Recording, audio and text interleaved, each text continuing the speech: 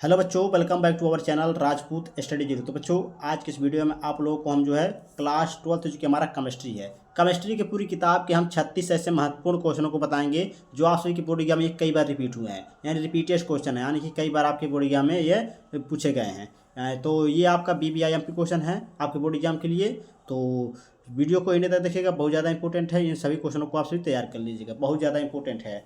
तो चैनल पर ना हो, चैनल को जरूर सब्सक्राइब कर लीजिएगा, नोटिफिकेशन ऑन कर लीजिएगा। चलिए स्टार्ट करते हैं। देखिए, हमारा पहला क्वेश्चन है, मानक इलेक्ट्रोड विभव की परिभाषा लिखिए। क्या? मानक इलेक्ट्रोड विभव की परिभाषा लिखिए। तो देखिए उत्तर हो जाएगा 25 डिग्री सेल्सियस पर जब किसी धातु को उसके किसी लवण के 1 मोलर विलयन में धातु तथा अधातु आयनों के बीच उत्पन्न विभव को मानक इलेक्ट्रोड विभव कहते हैं। क्या? जब हम 25 सेल्सियस डिग्री पर किसी धातु को उसके किसी लवण के क्या करते हैं, 1 मोलर विलयन में जब धातु और धातु के आयनों के बीच उत्पन्न होता है विभव, उसी को हम क्या कहते हैं? मानक इलेक्ट्रोड विभव कहते हैं। बहुत इंपॉर्टेंट क्वेश्चन है, इसको नोट्स कर लीजिए। चलिए क्वेश्चन नंबर दूसरा देखते हैं। क्वेश्चन नंबर दूसरा आपका बहुत ज़्यादा इंपॉर्टेंट है। तो क्वेश्चन नंबर दूसरा है आपका, कोलराउस का नियम को लिखिए। क्या? कोलराउस के नियम को लिखना बहुत ज़्यादा BBIMP क्वेश्चन है ये आपके बोर्ड एग्जाम के लिए।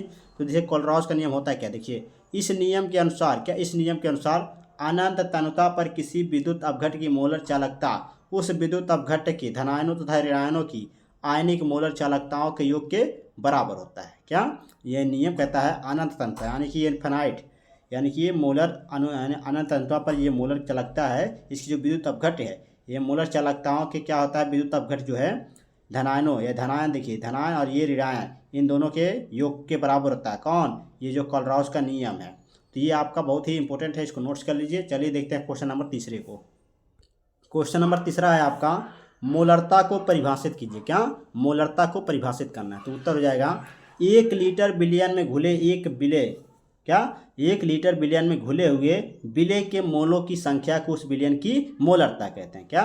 1 लीटर में विलयन में जो घुला हुआ विलय है उसकी मोल जो होते हैं उसकी संख्या को हम विलयन की मोलरता कहते हैं। तो ये क्वेश्चन नंबर तीसरा था। चौथा क्वेश्चन देख लीजिए। क्वेश्चन नंबर चौथा बहुत इंपॉर्टेंट ये भी है, किसी सेल के विद्युत वाहक बल से क्या तात्पर्य। क्या? सेल का विद्युत वाहक बताना है आपको। तो देखिए उत्तर हो जाएगा, किसी सेल के इलेक्ट्रोडों क्या सेल के इलेक्ट्रोड विभव में वह है अंतर जब सेल में परिपथ में कोई विद्युत धारा नहीं बहती है, सेल का विद्युत वाहक बल कहलाता है। क्या? किसी सेल के इलेक्ट्रोड होते हैं, इलेक्ट्रोडों के इलेक्ट्रोड विभव होते हैं, उन्हीं में जो अंतर होता है और जो सेल का परिपथ होता है उसी को हम क्या कहते हैं, जब उसमें विद्युत धारा प्रवाहित नहीं होती, यानी बहती नहीं है, तो सेल का वही विद्युत वाहक बल कहलाता है। तो ये क्वेश्चन नंबर आपका चौथा था, बहुत इंपॉर्टेंट। चलिए 5वां नंबर क्वेश्चन देखते हैं। 5वां नंबर क्वेश्चन है आपका, कॉपर सल्फेट के विलयन में लोहे की कील डालने पर क्या होगा। क्या? कॉपर सल्फेट के विलयन में लोहे की कील डालने पर क्या होगा। तो उत्तर हो जाएगा, कॉपर सल्फेट के विलयन में लोहे की कील डालने पर लोहे की कील के ऊपर कॉपर की परत चढ़ जाएगी, क्योंकि कॉपर की सक्रियता लोहे से कम होती है। क्या? कोई कॉपर सल्फेट है उसको विलयन में जो लोहे की कील डालते हैं तो लोहे की जो कील होगी उसके ऊपर जो कॉपर होगा उसकी परत जो होगी चढ़ जाएगी, क्योंकि कॉपर की सक्रियता होती है लोहे से कम होती है। तो ये क्वेश्चन नंबर आपका 5वां था, बहुत इंपॉर्टेंट। चलिए क्वेश्चन नंबर 6वां देख लेते हैं। क्वेश्चन नंबर हमारा 6वां है, बहुत ज़्यादा इंपॉर्टेंट क्वेश्चन नंबर 6वां, देखिए नोट्स कीजिए। क्वेश्चन नंबर 6वां है, चालकत्व को परिभाषित कीजिए। क्या?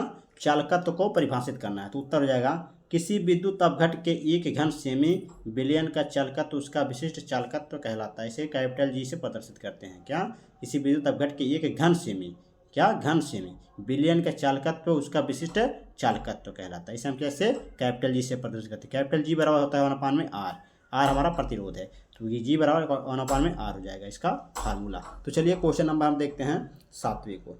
क्वेश्चन नंबर 7वां है आपका, एमिनो अम्ल की परिभाषा लिखिए। क्या? एमिनो अम्ल की परिभाषा लिखना है। उत्तर हो जाएगा, वे यौगिक जिनमें एक या एक से अधिक एमिनो समूह तथा एक या अधिक कार्बोक्सिलिक जो है समूह होते हैं उसी को हम एमिनो अम्ल कहते हैं। क्या? वे यौगिक जिनमें एक या एक से अधिक एमिनो समूह जो है तथा एक या एक से अधिक कार्बोक्सिलिक समूह जो होते हैं उन्हीं को हम एमिनो अम्ल कहते हैं। तो इसको नोट्स कर लीजिए क्वेश्चन नंबर 7वें को। चलिए क्वेश्चन नंबर 8वां देखते हैं। ये भी आपके बोर्ड एग्जाम के लिए बहुत इंपॉर्टेंट है, बहुत ज़्यादा इंपॉर्टेंट है। एंजाइम की परिभाषा लिखिए। क्या? 8वां नंबर क्वेश्चन है, एंजाइम की परिभाषा लिखिए, बहुत ज़्यादा इंपॉर्टेंट है। तो उत्तर हो जाएगा, एंजाइम जैव उत्प्रेरक होते हैं। क्या? जो एंजाइम है जैव उत्प्रेरक होते हैं, जीवधारियों में होने वाली विभिन्न रासायनिक अपक्रियाओं में समन्वयन के कारण ही जीवन संभव होता है। क्या? एंजाइम जो है कि एक जैव उत्प्रेरक होता है और जीवधारियों में जो होने वाली विभिन्न रासायनिक क्रियाएं होती हैं उसी के समन्वय के कारण यह जीवन संभव होता है। तो इसको नोट्स कर लीजिए। क्वेश्चन नंबर 8वां। चलिए क्वेश्चन नंबर 9वां देखते हैं। क्वेश्चन नंबर 9 है बहुत ज़्यादा इंपॉर्टेंस। विटामिन पर संक्षिप्त टिप्पणी लिखिए। विटामिन शब्द पर है, बहुत ज़्यादा इंपॉर्टेंट है। विटामिन होता क्या देखिए। विटामिन शब्द का सर्वप्रथम प्रयोग फांक के द्वारा सन 1912 ईस्वी में किया गया था। ये फांक की जगह कभी काल फूंक होता है, तो ये फांक होता है या फूंक, इसको नोट्स कर लीजिएगा, आपका दोनों होता है। तो देखिए जिसका अर्थ वाइटल एमिन्स है। क्या? जो विटामिन शब्द इसका अर्थ होता है वाइटल एमिन्स, क्योंकि ये जीवित निकायों में मिलने वाली एमीन होते हैं। क्या? ये जीवित निकायों में जो मिलने वाली एमीन होते हैं उन्हीं को एमीन कहते हैं। इस कारण इसको विटामिन कहते हैं, इसी कारण इसको क्या कहते हैं? विटामिन कहते हैं। तो क्वेश्चन नंबर 9 था बहुत इंपॉर्टेंट। चलिए क्वेश्चन नंबर 10वां देखते हैं। क्वेश्चन नंबर 10वां आपका बहुत ज़्यादा इंपॉर्टेंट है। क्वेश्चन नंबर 10वां है आपका, मानव शरीर के लिए वसा का क्या महत्व है। क्या? मानव शरीर के लिए जो वसा है वह क्या महत्व रखता है। देखिए उत्तर हो जाएगा, वसा शरीर को ऊर्जा प्रदान करती है। जो वसा है जो है शरीर को क्या करती है? ऊर्जा प्रदान करती है। शरीर के कोमल भागों की रक्षा करती है। कौन? जो वसा है। और शरीर का बाहरी जो है बाहरी अंग है उसे सर्दी गर्मी से क्या करती है? बचाती है। तो ये क्वेश्चन नंबर 10वां था बहुत इंपॉर्टेंट। चलिए क्वेश्चन नंबर 11वां देखते हैं। क्वेश्चन नंबर आपका 11 है, परासरण क्रिया तथा विसरण क्रिया में अंतर। क्या? परासरण क्रिया तथा विसरण क्रिया में अंतर बताना आपको। देखिए एक तरफ लिखेंगे परासरण क्रिया, एक तरफ आप लिखिए विसरण क्रिया। परासरण क्रिया में पहला लिखेंगे, परासरण में अर्धपारगम्य झिल्ली का होना अनिवार्य है। क्या? परासरण में अर्धपारगम्य झिल्ली का होना अनिवार्य है। और इसमें लिखेंगे विसरण में पहला, विसरण के लिए अर्धपारगम्य झिल्ली का होना आवश्यक नहीं है। तो अब परासरण क्रिया में दूसरा देखेंगे, परासरण में विलायक के कण केवल एक दिशा में विसरित होते हैं। क्या? जो परासरण के होते हैं वो विलायक के कण जो होते हैं केवल एक ही दिशा में विसरित होते हैं, लेकिन विसरण में जो होते हैं विलेय तथा विलायक दोनों के कण क्या होते हैं? प्रत्येक दिशा में विसरित होते हैं।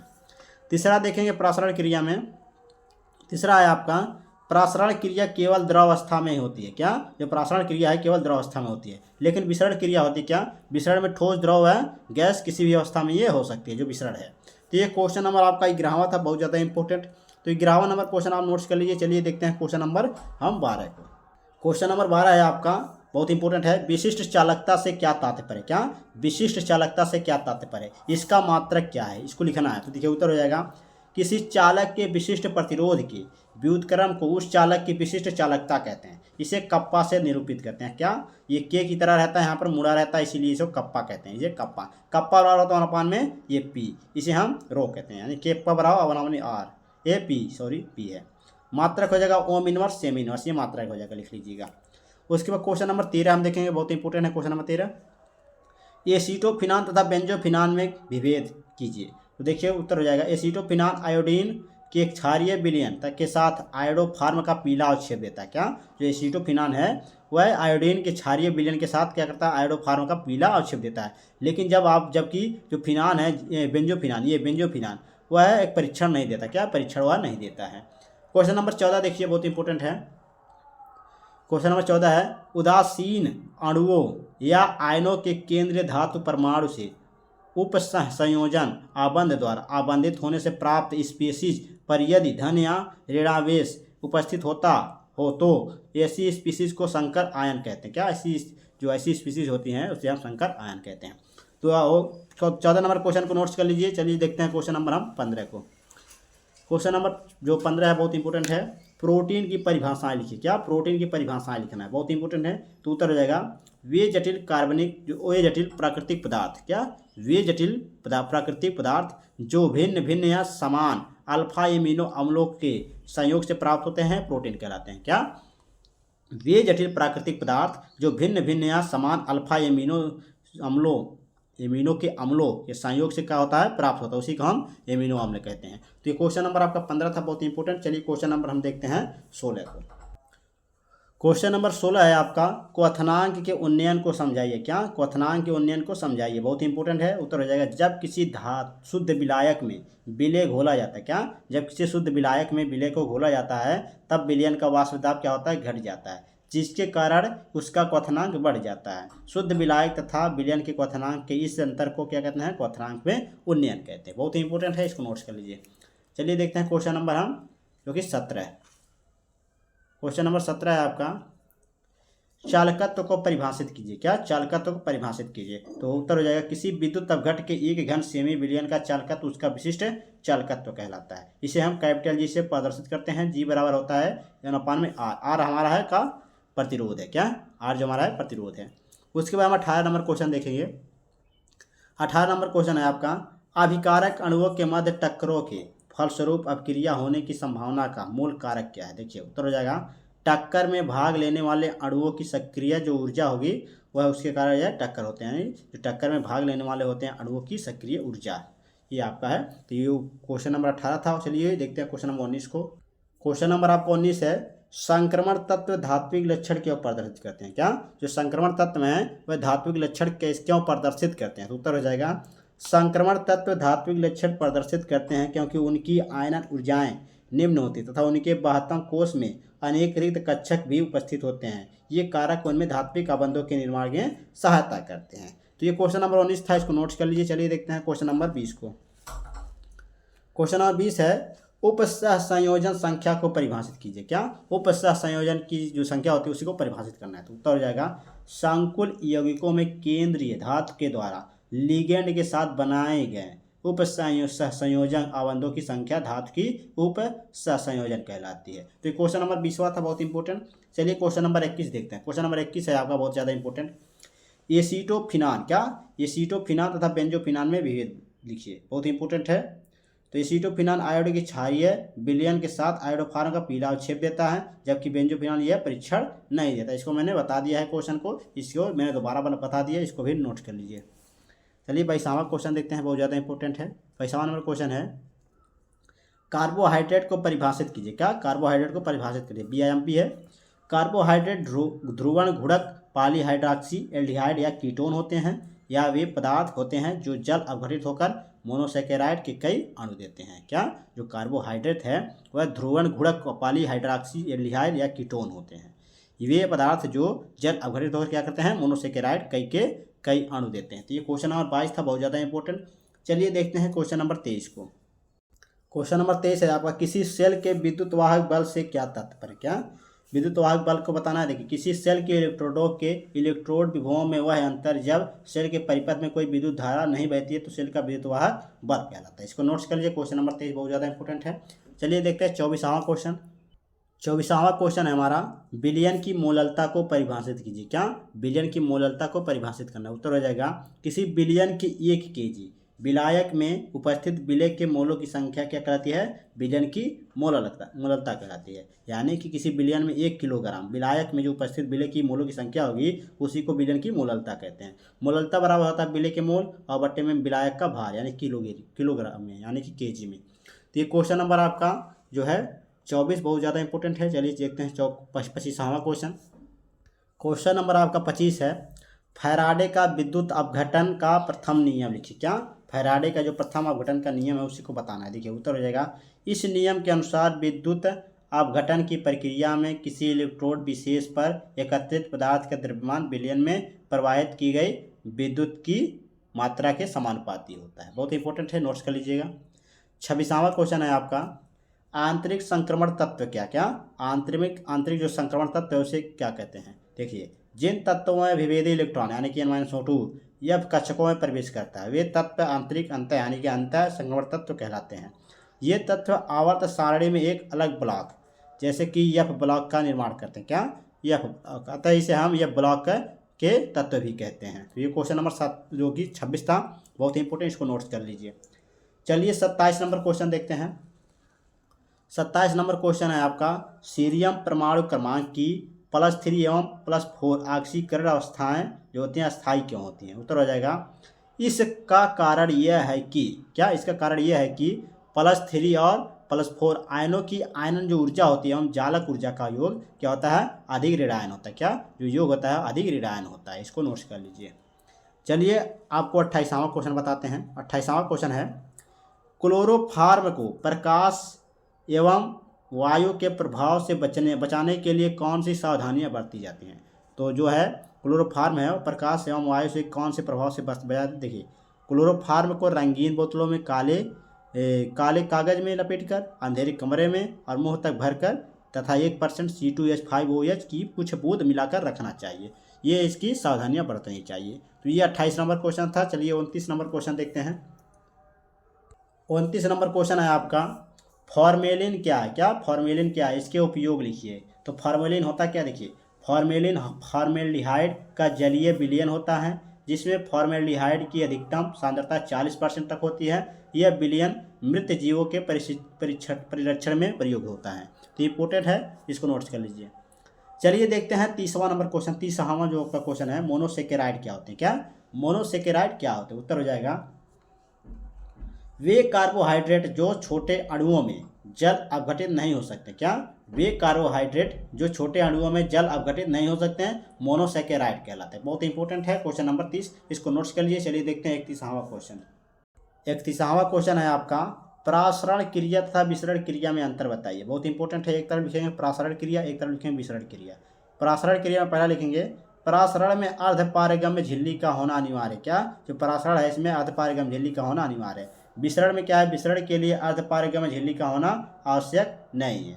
परासरण क्रिया में दूसरा है, परासरण में विलायक के कण कम सांद्रता वाले विलयन से अधिक सांद्रता वाले जो है सांद्रता की ओर विलयन की ओर जाते हैं।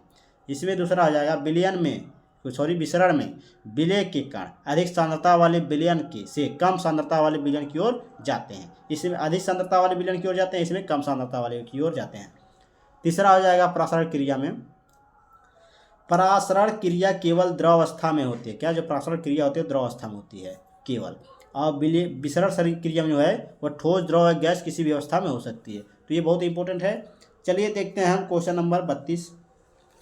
क्वेश्चन नंबर 32 है आपका, क्वथनांक में उन्नयन को समझाइए। क्या? क्वथनांक में उन्नयन को समझाना है। तो देखिए उत्तर हो जाएगा, जब किसी शुद्ध विलायक में विलय घोला जाता है तब विलयन का वाष्प दाब घट जाता है, जिसके कारण उसका क्वथनांक बढ़ जाता है। शुद्ध विलायक तथा विलयन के क्वथनांक में इस अंतर को क्वथनांक में उन्नयन कहते हैं। बहुत इंपॉर्टेंट है।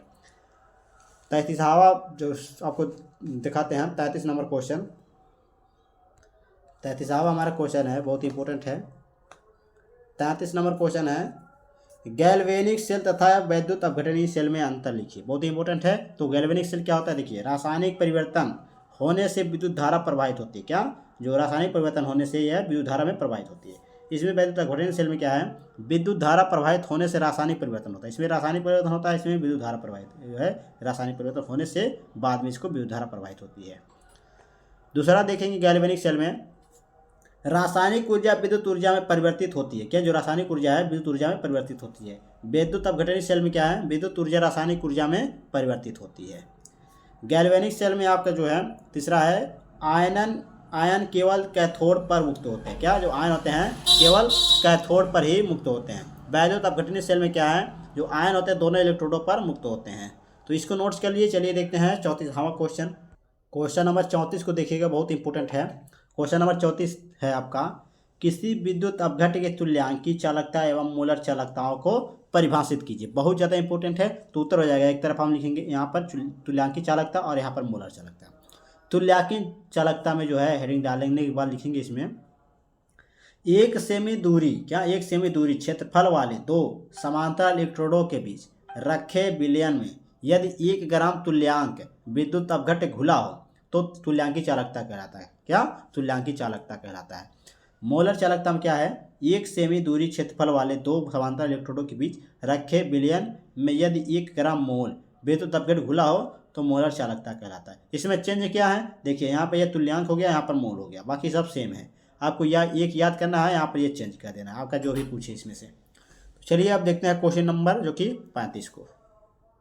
क्वेश्चन नंबर 35 है आपका, बहुत इंपॉर्टेंट। क्वेश्चन नंबर 35 है, वैद्युत रासायनिक श्रेणी किसे कहते हैं? क्या? वैद्युत रासायनिक श्रेणी किसे कहते हैं? इसके प्रमुख लक्षण को तथा दो उपयोग लिखिए। तो दो उपयोग लिखना और लक्षण लिखना। 5 नंबर में क्वेश्चन पूछता है। तो उत्तर हो जाएगा, विभिन्न धातुओं तथा अधातुओं के मानक इलेक्ट्रोडों विभव को बढ़ते हुए क्रम में रखने पर जो श्रेणी प्राप्त होती है उसे वैद्युत रासायनिक श्रेणी कहते हैं। ये तो हो गया आपका रासायनिक श्रेणी यानी वैद्युत रासायनिक श्रेणी। अब इसका देखिए, इसके लक्षण को बताना है। लक्षण, तो वैद्युत रासायनिक श्रेणी के लक्षण देख लीजिए। पहला लक्षण है, श्रेणी में ऊपर से नीचे की ओर जाने पर तत्वों की जो अपचयन क्षमता होती है वो घटती है, जबकि नीचे से ऊपर जाने पर अपचयन क्षमता जो होती है वह बढ़ती है। तो ये पहला आपका लक्षण हो गया। दूसरा लक्षण है, हाइड्रोजन के ऊपर के सभी तत्व जल या भाप के साथ क्रिया करके H2 गैस देते हैं। क्या? जो हाइड्रोजन होते हैं वो हाइड्रोजन के ऊपर के सभी तत्व जो होते हैं जल या भाप के साथ क्रिया करके क्या देते हैं? H2 गैस देते हैं। उसके बाद तीसरा आपका इसमें लक्षण है, श्रेणी का ऊपर वाला तत्व नीचे वाले तत्व को उसके विलयन से क्या कर देता है? विस्थापित कर देता है, यानी कि हटा देता है उसके स्थान से। उसके बाद हमारा उपयोग आ जाता है। उपयोग में आप लिख लीजिए दूसरा, जो पहला और दूसरा यानी कि दो आपका उपयोग लिखना है, दो कहा है। तो किसी सेल के मानक वैद्युत वाहक बल का निर्धारण करने में, पहला ये उपयोग हो गया, इसमें उपयोग किया जाता है। दूसरा उपयोग है धातुओं की क्रियाशीलता की तुलना करने में, इसका उपयोग किया जाता है। तो ये आपका उपयोग 2 हो गया। तो ये क्वेश्चन नंबर आपका 35 था, बहुत इंपॉर्टेंट। चलिए देखते हैं क्वेश्चन नंबर हम 36 को, जो कि लास्ट क्वेश्चन होगा हमारा। 36वां क्वेश्चन है आपका, ग्लूकोज तथा फ्रक्टोज में अंतर को लिखिए। क्या? अंतर को लिखना बहुत इंपॉर्टेंट है। तो एक तरफ लिखेंगे ग्लूकोज, एक तरफ लिखेंगे हम फ्रक्टोज। तो ग्लूकोज में पहला हो जाएगा, इसे अंगूर की शर्करा भी कहा जाता है। क्या? जो ग्लूकोज है इसे हम अंगूर की शर्करा भी कहते हैं। फ्रक्टोज में क्या है? पहला, इसे फलों की चीनी के नाम से भी जाना जाता है। क्या? जो फ्रक्टोज है इसे फलों का चीनी के नाम से भी जाना जाता है। ग्लूकोज में आप दूसरा लिखिए, ये 6 सदस्य वाला होता है। क्या? जो ग्लूकोज है ये 6 सदस्य वाला है। फ्रक्टोज में दूसरा है ये 5 सदस्य वाला है। ग्लूकोज में आपका जो है तीसरा है, ये कम वसा का उत्पादन करता है। जो ग्लूकोज है यह कम वसा का उत्पादन करता है। फ्रक्टोज में क्या है? ये अधिक वसा का उत्पादन करता है। जो फ्रक्टोज है ये अधिक वसा का उत्पादन करता है। ग्लूकोज में चौथा देखेंगे, यह शरीर के लिए उपयुक्त ऊर्जा का स्रोत है। क्या? जो ग्लूकोज है यह शरीर के लिए बहुत ही उपयुक्त स्रोत है। उसके बाद इसमें फ्रक्टोज में चौथा देखेंगे, यह मस्तिष्क और मांसपेशियों के लिए उपयुक्त स्रोत नहीं है। क्या? यह मस्तिष्क और मांसपेशियों के लिए उपयुक्त स्रोत नहीं है। कौन? फ्रक्टोज। तो ये क्वेश्चन नंबर आपका जो था 36, बहुत ज़्यादा इंपॉर्टेंट। तो ये थे टोटल आपके जो 36 क्वेश्चन आपके बोर्ड एग्जाम के लिए बहुत ज़्यादा इंपॉर्टेंट है। बस आप इतना तैयार कर लीजिए। उसके बाद आपको जो है नियम, अपक्रिया, जो टिप्पणी है, इन सबको मैंने बता दिया है। ये आपका जो है सब्जेक्टिव में आपका ये क्वेश्चन है, इसको नोट्स कर लीजिए, आप तैयार कर लीजिएगा। तो आई होप आप सभी को ये सभी क्वेश्चन समझ में आ गए होंगे। इन सभी क्वेश्चनों को आप सभी तैयार कर लीजिए। तो चलिए मिलते हैं आपसे नेक्स्ट वीडियो में इसी तरह की वीडियो के साथ। धन्यवाद।